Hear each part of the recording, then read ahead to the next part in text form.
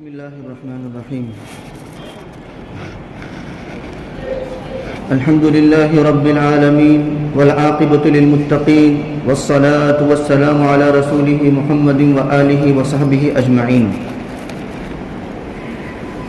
أما بعد فأعوذ بالله من الشيطان الرجيم. بسم الله الرحمن الرحيم. ألف لام ميم أحسب الناس أن يتركوا أن يقولوا آمنا وهم لا يفتنون ولقد فتنا الذين من قبلهم فليعلمن الله الذين صدقوا وليعلمن الكاذبين. عن أنس رضي الله تعالى عنه قال قال رسول الله صلى الله عليه وسلم يأتي على الناس زمان القابض على دينه كالقابض على الجمر وفي رواية الصابر على دينه كالقابض على الجمر أو كما قال عليه الصلاة والسلام. عن أبي هريرة رضي الله تعالى عنه قال قال رسول الله صلى الله عليه وسلم بادروا بالأعمال فتنا كقطع الليل المظلم يصبح الرجل مؤمنا ويمسي كافرا أو يمسي مؤمنا ويصبح كافرا يبيع دينه بعرض من الدنيا أو كما قال عليه الصلاة والسلام. عن ثوبان رضي الله تعالى عنه قال قال رسول الله صلى الله عليه وسلم يوشك الأمم أن تداعى عليكم كما تداعى الأكلة إلى قصعتها. قال قائل أمن قلة حينئذ نحن يا رسول الله صلى الله عليه وسلم؟ قال لا بل أنتم يومئذ كثير ولكنكم غثاء كغثاء السيل ولينزعن الله من قلوب عدوكم أو من صدور عدوكم المهابة منكم وليقذفن الله في قلوبكم الوهن. قال رجل وما الوهن يا رسول الله صلى الله عليه وسلم؟ فقال رسول الله صلى الله عليه وسلم الوهن حب الدنيا وكراهية الموت أو كما قال عليه الصلاة والسلام. قابل احترام بزرگوں، عزیز دوستوں، برادران اسلام، ہم اس وقت جس دور سے گزر رہے ہیں بہت نازک دور ہے. صحیح ستہ، کتب ستہ یعنی احادیث کی جو کتاب ہیں، تقریباً تمام کتابوں میں صاحب کتاب نے ایک کتاب، ایک باب، ایک چیپٹر قائم کیا ہے جس کا نام کتاب الفتن. تو ہر صاحب کتاب نے اس چیپٹر کو اپنی کتاب میں بیان کیا ہے، اس سے اس باب کی اہمیت کا اندازہ لگایا جا سکتا ہے. فتنوں کا دور، فتنوں کا زمانہ. رسول اللہ صلی اللہ علیہ وسلم نے اپنی حیات طیبہ میں پرفتن دور کے متعلق بہت سی پیشین گوئیاں بیان فرمائی اور بہت سی پیش آ چکی اور بہت سی اپنے وقت پر آئے گی. ان میں سے ایک وہ ہے جو آپ کے سامنے پڑھی گئی کہ یأتی علی الناس زمان، لوگوں پر ایسا زمانہ آئے گا، ایسا وقت آئے گا، ایسا ٹائم آئے گا. کیسا؟ کہ القابض علی دینہ یا الصابر علی دینہ، دین پر عمل کرنا، دین پر جمنا، دین پر قبضہ کرنا اتنا مشکل ہو جائے گا جیسے کہ کوئی شخص اپنے ہاتھ میں سلگتا ہوا انگارہ لے لے. کوئی اپنے ہاتھ میں سلگتا ہوا انگارہ پکڑ سکتا ہے؟ نہیں پکڑ سکتا. اتنا مشکل دین پر چلنا ہو جائے گا. اور میرے عزیزوں، میرے بزرگوں، آج وہی دور ہے. دین پر چلنا بہت مشکل، لیکن ایسے موقع پر دین پر چلنے والوں کے لیے بڑی بشارتیں ہیں، بڑے وعدے ہیں، بڑی خوشخبریاں ہیں. اللہ تبارک و تعالیٰ کی جانب سے آزمائش ضروری ہے، وہ ہو کر رہے گی. اللہ رب العزت کھرے کھوٹے کو پہچاننا چاہتے ہیں. احسب الناس ان یترکوا ان یقولوا آمنا وهم لا یفتنون، کیا لوگوں نے یہ خیال کر لیا ہے کہ وہ آمنا لا الہ الا اللہ کہہ لیں گے اور چھوڑ دیے جائیں گے اور آزمائش نہ ہوگی. وَلَقَدْ فَتَنَّا الَّذِينَ مِن قَبْلِهِمْ تسلی کے لیے آگے کی آیت میں کہا گیا کہ صرف تم وہ نہیں ہو کہ جن کو آزمائش میں مبتلا کیا جائے گا, تم سے پہلے بہت سے لوگوں کو آزمایا گیا. وَلَقَدْ فَتَنَّا الَّذِينَ مِن قَبْلِهِمْ فَلَيَعْلَمَنَّ اللَّهُ الَّذِينَ صَدَقُوا وَلَيَعْلَمَنَّ الْكَاذِبِينَ. کیوں؟ ضرور اللہ جاننا چاہتے ہیں کہ تم میں سے کون اپنے دین میں سچے ہیں, مخلص ہیں, اور کون جھوٹے ہیں, کون منافق ہیں. اللہ یہ دیکھنا چاہتے ہیں. اور اس وقت میرے عزیزوں, میرے بزرگوں, ہم لوگوں کی حالت ابتر سے ابتر ہوتی جا رہی ہے, بہت بری. مجموعی طور پر مسلمان اس وقت دنیا میں اتنے ہیں جتنے پہلے نہیں تھے, لیکن اس کے باوجود ذلت اور رسوائی سے دوچار ہو رہے ہیں. کسی جگہ پر ان کی شنوائی نہیں, ان کی سننے والا کوئی نہیں. 50 سے زائد 55 سے زائد ملک اس صفحہ ہستی پر ہیں, اسلامی ملک, لیکن کوئی ایک ایسا لیڈر نہیں ہے جو کسی غیر کی آنکھ میں آنکھ ڈال کر کے بات کر سکے, اور جو ہے ان کو چلنے نہیں دیا جاتا بیرونی طاقتوں کی وجہ سے. تو یہ وہ دور ہے کہ اسلامی ملک کی تعداد بہت زیادہ, مسلمانوں کی تعداد بہت زیادہ, وسائل اور اسباب کے اعتبار سے مسلمان آج جتنے خوشحال ہیں, آسودہ حال ہیں, اتنے آسودہ حال میں مجموعی طور پر بات کر رہا ہوں, اتنے آسودہ حال پچھلے زمانے میں نہیں تھے. لیکن اس کے باوجود آج سب سے زیادہ ذلیل ہو رہے ہیں, رسوا ہو رہے ہیں. اور اسلام کے علاوہ جتنے بھی دھرم ہیں, جتنے بھی مذاہب ہیں, جتنے بھی لوگ ہیں, وہ سارے اکٹھے ہو گئے ہیں اور مسلمان ایک طرف ہیں. اور یہ بھی نبی کریم صلی اللہ علیہ وسلم کی پیشن گوئی ہے.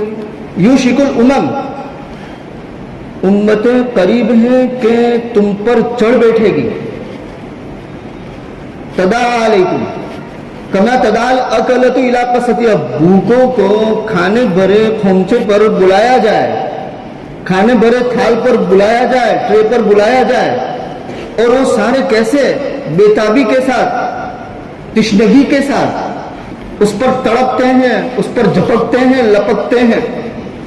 تو کہا کہ اسی طریقے سے دوسری قومیں تم پر جھپٹے گی, تم پر حملہ کرنے کی کوشش کرے گی, تم کو دبانے کی کوشش کرے گی, جیسے کہ بھوکے لوگ کھانے بھرے تھال پر پہنچ جاتے ہیں.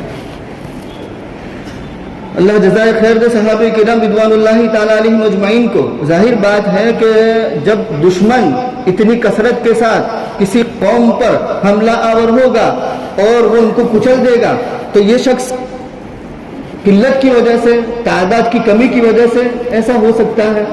ذہن میں یہ سوال ہوتا ہے. تو صحابی نے پوچھ لیا کہ یا رسول اللہ صلی اللہ علیہ وسلم, کیا اس وقت ہماری تعداد کم ہوگی؟ امن قلت حینئذ نحن یا رسول اللہ صلی اللہ علیہ وسلم. تو نبی کریم صلی اللہ علیہ وسلم نے فرمایا لا بل انتم یومئذ کثیر. قلت مائنورٹی کا مسئلہ نہیں ہے, لگومتی کا مسئلہ نہیں ہے, تعداد کی قلت کا مسئلہ نہیں ہے. آپ میجورٹی میں ہوں گے, بہت زیادہ تعداد میں ہوں گے. 55 سے زیادہ ملک اس صفحہ ہستی پر ہے, اسباب اور وسائل کے اعتبار سے کثرت ہے. بل انتم یومئذ کثیر, تم بہت زیادہ تعداد میں ہوں گے. تو کیا ہوگا؟ اس کے باوجود کیوں پیٹے جائیں گے, مارے جائیں گے, ذلیل کیے جائیں گے, رسوا کیے جائیں گے؟ غصہ اس سے تمہاری حیثیت ایسی ہوگی جیسے کہ سیلاب پر جاگ اٹھتا ہے. سیلاب پر جاگ اٹھتا ہے نا, خس و خاشاک, جس کی کوئی حیثیت نہیں ہوتی, پھینک دیا جاتا ہے. تو کہا کہ ایسی تمہاری حیثیت ہوگی. تعداد میں بہت زیادہ ہوں گے لیکن سیلاب کے جاگ کی طرح. کیا وجہ کیا ہے؟ وَلَيَنزِعَنَّ اللَّهُ مِن صُدُورِ عَدُوِّكُمْ یا مِن قُلُوبِ عَدُوِّكُمْ, اللہ تبارک و تعالیٰ تمہارے دشمنوں کے سینوں سے یا تمہارے دشمنوں کے دلوں سے تمہارا رعب ختم کر دیں گے, ہیبت ختم کر دیں گے. آج مسلمان کی کوئی ہیبت نہیں, اس کا دبدبہ نہیں, اس کا رعب نہیں, اس کی سطوت نہیں, جیسے پچھلے دور میں ہوا کرتی تھی. اور دوسری بات کیا ہوگی؟ وَلَيَقْذِفَنَّ فِي قُلُوبِكُمْ، تمہارے دلوں میں وہن ڈال دیا جائے گا۔ صحابی نے پوچھ لیا کہ وہن کیا ہے اللہ کے رسول صلی اللہ علیہ وسلم؟ صحابہ کو بھی ضرورت پڑتی تھی پوچھنے کی، حالانکہ عربی داں تھے، اور آج کل کی 2-4 کتابیں پڑھ کر کے یوں سمجھتے ہیں کہ ہم سب کچھ جانتے ہیں، اور علماء سے مستغنی ہو جاتے ہیں، مفتیوں سے مستغنی ہو جاتے ہیں، خود فتویٰ دیں گے، خود مسئلہ بتائیں گے۔ اور بھائی قابل علماء ہیں، قابل مفتیان کرام ہیں، ان کے پاس ان کو بھیجیے، ان سے رجوع کیجیے۔ بہر کیسے صحابی نے پوچھا کہ مل وہن یا رسول اللہ صلی اللہ علیہ وسلم، وہن کیا ہے اللہ کے رسول صلی اللہ علیہ وسلم؟ تو نبی کریم صلی اللہ علیہ وسلم نے فرمایا حب الدنیا، دنیا کی محبت، دولت کی محبت، مال کی محبت، فرنیچر کی محبت، بنگلوں کی محبت، گاڑیوں کی محبت، اچھے اچھے کپڑوں کی محبت، اچھے اچھے کھانوں کی محبت، حب الدنیا وکراہیت الموت، اور موت سے نفرت۔ ہم میں سے ہر ایک کا حال ایسا ہی ہے، موت سے ہمیں نفرت، موت کا نام سنتے ہی ڈر لگتا ہے کہ ابھی تو بہت جینا ہے۔ بیٹیوں کی شادی ہو گئی، بیٹوں کی ہو گئی، پوتے نواسیوں کی دیکھنی ہے، اس کے بعد پر پوتے پر نواسیوں کی دیکھنی ہے، لیکن مرنے کا نام نہیں، مرنے سے نفرت اور دنیا کی محبت، یہ ہمارا حال ہے۔ اور آج ہم آپسی اختلاف کا شکار، قرآن کریم سے ہمارا رشتہ ٹوٹ گیا، چھوٹ گیا، قرآن کو ترک کر دیا۔ اتخذوا هذا القرآن مہجورا، رسول شکایت کرے گا کہ میری قوم نے قرآن کو ترک کر دیا۔ شیخ الہند رحمۃ اللہ علیہ، محمود حسن رحمہ اللہ تعالی، دارالعلوم کے پہلے شاگرد، انگریزوں کا مقابلہ کرنے کی کسی کے اندر سکت نہیں تھی، سکوت طاری تھا۔ تو اس وقت سب سے پہلے جس نے انگریزوں سے پنگا لیا وہ محمود الحسن رحمہ اللہ تعالی، شیخ الہند رحمہ اللہ تعالی۔ اس وقت انگریزوں سے پنگا لینا اور مخالفت کرنا ایسا ہے جیسے اپنی موت کو دعوت دینا، لیکن اس مرد مجاہد نے پنگا لیا، اور اس کے نتیجے میں ان کو 3 سال 7 مہینے مالٹا کی جیل میں رکھا گیا۔ جب 3 سال 7 مہینے مالٹا کی جیل سے رہائی ہوئی اور اس کے بعد آپ تشریف لائے تو بمبئی میں ایک ہجوم تھا ان کے استقبال کرنے کے لیے۔ بمبئی 2 دن تحریک خلافت ہاؤس میں ان کا قیام رہا، اور اس کے بعد وہاں سے دیوبند دلی کی طرف روانہ ہوئے تو ہر پلیٹ فارم پر، ہر اسٹیشن پر لوگوں کا ہجوم تھا، یہاں تک کہ حضرت کو دیکھنے کے لیے سروں پر اٹھایا جاتا تھا، ان کے دیدار کے لیے لوگ ترس رہے تھے۔ بہر کے جب دیوبند پہنچے تو ایک بہت بڑا جلسہ ہوا، اور اس جلسے میں مفتی شفیع صاحب رحمۃ اللہ علیہ، اس واقعے کو مفتی شفیع صاحب رحمۃ اللہ علیہ نے جو اس وقت میں بیان کرنے جا رہا ہوں اپنی کتاب وحدت امت میں بیان فرمایا ہے۔ مولانا انور شاہ کشمیری رحمۃ اللہ علیہ، شبیر احمد عثمانی رحمۃ اللہ علیہ، جن کا بہت بڑا رول رہا ہے پاکستان کے آئین کے بنانے میں، مولانا شبیر تھانوی رحمۃ اللہ علیہ جو حکیم الامت مجدد الملت کہے جاتے تھے، یہ بڑے بڑے بزرگان دین موجود تھے۔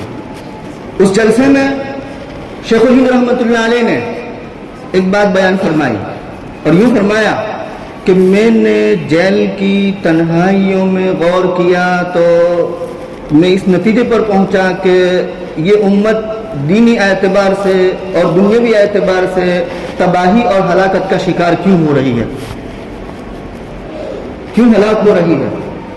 تو میں اس نتیجے پر پہنچا کہ نمبر 1، اس امت نے قرآن کریم سے اپنا رشتہ توڑ دیا ہے، قرآن کریم کو چھوڑ دیا ہے، قرآن پر عمل کرنا چھوڑ دیا ہے۔ ہم میں سے کتنے ہیں جو قرآن صحیح پڑھتے ہیں، اور صحیح پڑھ لیا تو کتنے ہیں جو سمجھتے ہیں، اور سمجھ لیا تو کتنے ہیں جو عمل کرتے ہیں، اور عمل کر لیا تو کتنے ہیں جو مخلص ہیں۔ الناس كلهم هالكون الا العالمون والعالمون كلهم هالكون الا العاملون والعاملون كلهم هالكون الا المخلصون والمخلصون على خطر عظیم۔ کتنے مخلص ہیں، جائزہ لینا چاہیے، ہم میں سے کتنے مخلص ہیں، کتنے عامل ہیں، کتنے عمل کرنے والے ہیں۔ تو کہا کہ سب سے پہلا سبب قرآن کریم سے لا تعلقی، اور دوسرا سبب آپس کا اختلاف۔ حضرت یوں فرماتے ہیں اس بیان کے اندر کہ یہ دو باتیں، یہ دو سبب ہیں امت کے زوال کا اور امت کی تباہی کا، مسلمانوں کی تباہی کے یہ دو سبب ہیں۔ اسی وقت سے میں نے یہ تہیہ کر لیا ہے اور یہ ارادہ کر لیا ہے، یہ عزم مصمم کر لیا ہے کہ اب کی باقی ساری زندگی اور سارا وقت قرآن کریم کو لفظاً اور معناً عام کرنے میں صرف کروں گا، نمبر 1، اور مسلمانوں کے آپس کی خانہ جنگی اور آپس کا اختلاف کسی بھی صورت میں برداشت نہیں کیا جائے گا۔ چنانچہ اس وقت سے مکاتب کا جال پھیلایا گیا۔ بہرکیف یہ دو سبب ہیں۔ اس کے بعد مفتی شفیع صاحب رحمۃ اللہ علیہ فرماتے ہیں کہ اگر غور کیا جائے تو یہ دو سبب نہیں، لے دے کے ایک ہی سبب ہے۔ اور وہ کیسے؟ تو کہا کہ اصل میں قرآن کریم کو ترک کرنا وہی سبب ہے، کیونکہ قرآن کریم یہ مرکزیت کی حیثیت رکھتا ہے، اور مرکز سے جب تک لوگ جڑے رہتے ہیں، مرکز سے جب تک لوگ جڑے رہتے ہیں، مجتمع رہتے ہیں، اتفاق رہتا ہے، اتحاد رہتا ہے، اور جب مرکز سے لوگ جدا ہوتے ہیں تو دوریاں پیدا ہوتی ہیں اور اختلاف کے شکار ہو جاتے ہیں، اور شیرازہ منتشر ہو جاتا ہے، بکھر جاتا ہے، مسلمانوں کا شیرازہ منتشر ہو جاتا ہے، بکھر جاتا ہے۔ تو آج ضرورت ہے اس بات کی کہ ہم قرآن کریم کو غور سے پڑھیں، صحیح سمجھنے کی کوشش کریں، صحیح پڑھنے کی کوشش کریں، تجوید کے ساتھ پڑھنے کی کوشش کریں، قرآن کریم کے حلقے ہوں۔ ماشاءاللہ ہماری مسجد میں مغرب کی نماز کے بعد مختصر ہی صحیح ہونا تو یہ چاہیے کہ 20 سے 30 منٹ کا دورانیہ ہو درس قرآن کریم کا۔ ہمارے یہاں الحمدللہ ہفتے میں ایک مرتبہ، لیکن 20 سے 30 منٹ کا دورانیہ ہوتا ہے قرآن کریم کے درس کا۔ بہرکیف میں سمجھتا ہوں کہ کیوں مختصر ہوتا ہے، تاکہ سارے لوگوں کو فائدہ پہنچے، بہت اچھی بات ہے، لیکن ایک دن ایسا بھی مقرر ہو کہ اس میں ذرا تفصیل کے ساتھ قرآن کریم کو سمجھایا جائے، جس کا دورانیہ 20 سے 30 منٹ کا ہو، تو قرآن کریم کو سمجھنے کی کوشش کریں، صحیح طریقے سے پڑھنے کی کوشش کریں، تجوید کے ساتھ پڑھنے کی کوشش کریں، اور آپس کے جو اختلافات ہیں، آپس کی جو رنجشیں ہیں، آپس کی جو قدورتیں ہیں، اس کو دور کرنے کی کوشش کریں۔ حسد ہے، بغض ہے، عداوت ہے، بڑائی ہے، اپنے اندر ایک کبریائی ہے، اس کو دور کرنے کی کوشش کریں، اور آپس میں تواضع کے ساتھ، ہمبل ایک دوسرے کے ساتھ، تواضع کے ساتھ رہنے کی کوشش کریں۔ ضرورت اس بات کی ہے تاکہ امت کا شیرازہ منتشر نہ ہو، امت مجتمع رہے۔ حدیث پڑھی میں نے، حضرت ابو ہریرہ رضی اللہ تعالیٰ عنہ فرماتے ہیں کہ تم نیک اعمال کے اندر مبادرت کرو، سبقت کرو، ایک دوسرے سے آگے بڑھنے کی کوشش کرو، ریس کرو۔ قرآن کریم کے اندر بھی یہ مضمون آیا، سابقوا الی مغفرۃ من ربکم وسارعوا الی مغفرۃ من ربکم وجنۃ عرضها السماوات والارض۔ بہرکیف کہا کہ مسابقت بالخیرات اختیار کرو، قبل اس کے کہ ایسے فتنے آئیں جو رات کی تاریکی کے مانند ہوں گے، رات کی تاریکی کے مانند وہ فتنے ہوں گے۔ جیسے رات کی تاریکی میں کچھ نظر نہیں آتا تو وہ فتنوں کا دور ایسا ہوگا کہ اس میں کھڑے کھوٹے کی تمیز نہیں رہے گی، حق اور باطل کی تمیز نہیں رہے گی، اس کے اندر وہ صلاحیت ختم ہو جائے گی۔ تو کہا کہ ایسے دور کے آنے سے پہلے نیک اعمال میں سبقت کرو۔ کیسا ہوگا وہ دور؟ صورت انقلاب کو بتانے کے لیے آگے فرمایا، نبی کریم صلی اللہ علیہ وسلم فرماتے کہ یصبح الرجل مؤمنا، صبح کے وقت مومن ہوگا، کلمہ گو ہوگا، وَيُمْسِي كَافِرًا، اور شام کے وقت کافر ہو جائے گا۔ صورت انقلاب یعنی اتنی تیزی سے انقلاب اور کرانتی آئے گی۔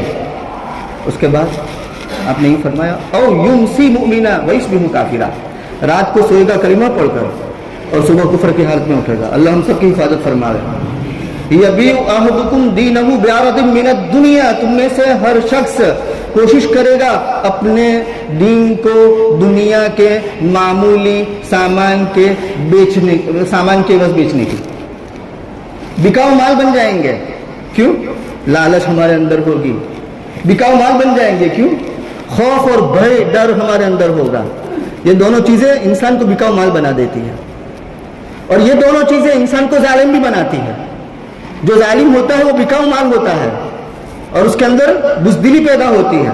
تو ظلم، بزدلی، خوف، یہ ساری ایک دوسرے سے ملی ہوئی چیزیں ہیں۔ تو کہا کہ لالچ اور ڈر، خوف، ان دونوں چیزوں کی وجہ سے انسان بزدل ہو جاتا ہے، موت سے اس کو ڈر لگتا ہے۔ جو موت کا ڈر دل سے نکال دیتا ہے وہ اپنی بات کو حق یعنی سچ کے ساتھ بیان کرنے کی صلاحیت رکھتا ہے، اور جس کے اندر لالچ ہوتی ہے، ڈر ہوتا ہے، تو وہ گھبراتا رہتا ہے۔ وہ مرعوب ہو جاتا ہے، اس کا رعب کسی پر ہوتا نہیں ہے۔ تو ہم بکاؤ مال نہ بنیں۔ موسم آ رہا ہے الیکشن کا، اس وقت بہت سے مسلمان ایسے ہوتے ہیں بیچارے جو فقر و فاقہ کی وجہ سے بکاؤ مال بن جاتے ہیں، یا فقر و فاقہ نہیں تو کسی اور وجہ سے، کسی عہدے کی لالچ میں یا کسی خوف کی وجہ سے، کسی ڈر کی وجہ سے بکاؤ مال بن جاتے ہیں۔ ہم بکاؤ مال نہ بنیں، ہم اپنا اسٹیٹس باقی رکھیں اور اپنے ووٹ کا صحیح استعمال کریں، ووٹ کو عزت دیں۔ یہ ایک آپ کی جانب سے رائے دہندگی ہوتی ہے، آپ رائے دینے والے ہوتے ہیں تو اپنی رائے کا صحیح طور پر اظہار کریں۔ اور جو اہل بصیرت حضرات ہیں اس سلسلے میں، سیاست کے اندر اہل نظر حضرات ہیں، اہل بصیرت حضرات ہیں، ان سے مشورہ کرنے کے بعد سارے مسلمان ہمارے محلے کے یا دوسری جگہوں کے متحد ہو کر کے کسی ایک جگہ اپنا ووٹ ڈالنے کی کوشش کریں تاکہ وہ کینڈیڈیٹ ہمارے ووٹ سے مضبوط ہو۔ بہرکیف اللہ رب العزت ہم سب کو آپس میں متحد اور متفق رہنے کی توفیق عطا فرماوے اور ہمیں قرآن کریم سے وابستگی نصیب فرماوے، اور حرم ایک، قرآن ایک، اللہ بھی ایک، کیا ہی بڑی بات ہوتی اگر مسلمان بھی ہوتے ایک۔ اللہ ہم سب کو ایک بناوے، نیک بناوے۔ وآخر دعوانا ان الحمدللہ رب العالمین۔